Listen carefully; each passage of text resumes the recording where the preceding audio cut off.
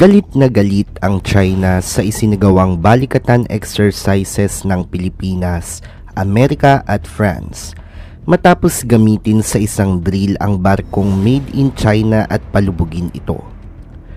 Matapos ngang ilang pagsasanay ng mga sundalong Pilipino at mga kaalyadong bansa, ay isa sa pinaka-inaabangan ay ang sinking exercise at ang napiling ang palubugin ay isang lumang barko ng Pilipinas na made in China. Sa tingin nyo, nararapat ba ito isa itong malaking insulto sa China dahil nga sa tumitinding tensyon sa West Philippine Sea? Yan ang ating aalamin sa video na ito. Kaya siguraduhin mo munang nakasubscribe at i-click mo na din ang notification bell button upang palagi kang updated sa ating mga susunod na videos.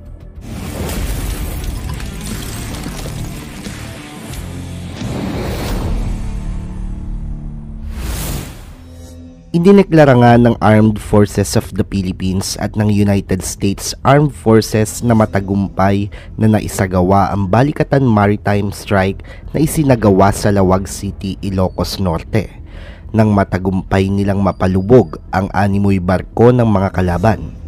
Ang made in China na barkong may pangalang Lake Caliraya ay lumubog ng 10:49 AM, 2 oras matapos mag-umpisa ang balikatan exercise.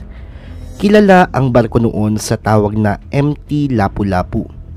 Ang BRP Lake Caliraya ay idinoni ng Philippine National Oil Company o PNOC sa Philippine Navy taong 2014 at tinigilang gamitin noong taong 2020. Sa panahon ng maritime strikes, nagsilbing kalaban ang barkong ito na akmang susugod sa teritoryo ng Pilipinas at ang misyon ay pigilang makalapit at makadaong ang barkong ito sa anumang bahagi ng lupa ng Pilipinas. Ginamit ang iba't ibang mga naval, aerial at ground asset ng Pilipinas at US para puntiryahin ang mock enemy vessel na matatagpuan sa 8.5 nautical miles o humigit kumulang 15 kilometro sa baybayin ng lungsod. Gamit ang Spike missile, ang unang bumaril sa target ay ang Fast Attack Interdiction Craft ng Philippine Navy. Sinundan ito ng BRP Jose Rizal na nilagyan ng SSM 700K Seastar Anti-Ship Missile.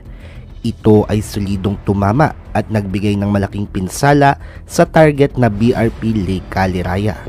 Ang FA-50 Lead-in Trainer Fighter Aircraft ng Philippine Air Force ay naghulog naman ng air-to-ground missiles sa BRP Lake Caliraya na naging dahilan upang tumagilid ito.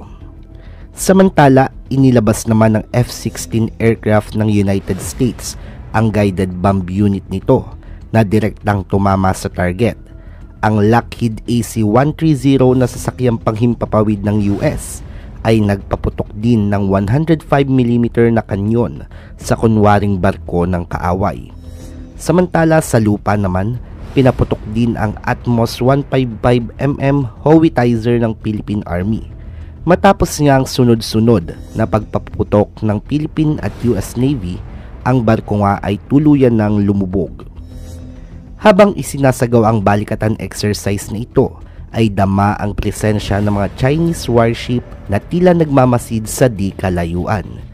Ngunit sinisigurado naman ng mga nangunguna sa sinking exercise na ito na ligtas at walang kahit anong barko o tao ang mga madadamay sapagkat mayroong mga tropa na nakapwesto sa bawat sulok kung saan isinasagawa ang sinking exercise na ito. Nasaksihan ito ng napakaraming mga bansa at ayon sa opisyal ng militar ng Pilipinas at US, ang mga pagsasanay ay nagpapahintulot sa mga tropa mula sa dalawang bansa na paghusayin at patibayin ang kanilang samahan sa maritime security at territorial defense operations. Dahil nga sa balikatan exercise na ito, ay masasabi ng Pilipinas at Amerika na sila ay higit pa sa pagiging handa, may paparating mangyera o wala.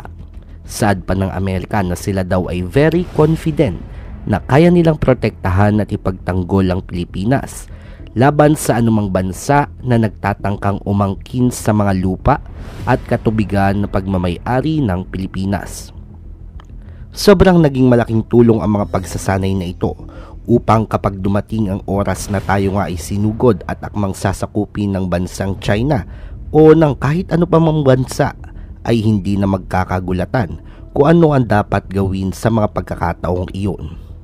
Sa kabilang banda naman mga kaibigan, ay nagagalit nga ang Chinese government sapagkat tila naghahamon o nanunubok daw talaga ang Pilipinas, sapagkat sa dami-dami daw ng barkong pwedeng palubugin ay BRP Lake Caliraya pa ang napili na made in China para magsilbing enemy ship sa joint exercises.